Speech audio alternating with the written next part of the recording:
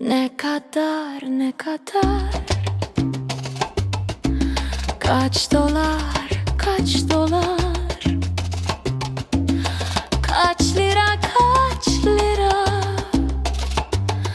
Markete gidiyorum, patates görüyorum, satıcıya soruyorum, patates ne kadar? Ucuz buluyorum, patates alıyorum. Ne kadar, ne kadar? Domates ne kadar? Kaç dolar, kaç dolar? Bu halı kaç dolar? Alışveriş seviyorum.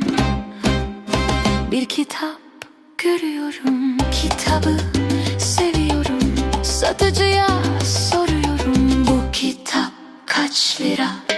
Pahalı buluyorum, kitabı almıyorum. Ne kadar, ne kadar? Domates ne kadar? Kaç dolar, kaç dolar? Bu halı kaç dolar? Alışveriş seviyorum.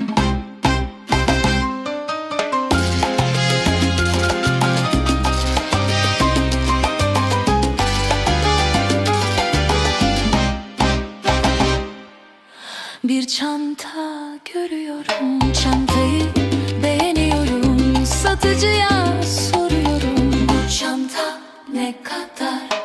İndirim istiyorum, çantayı alıyorum.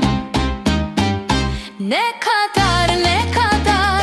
Domates ne kadar? Kaç dolar, kaç dolar?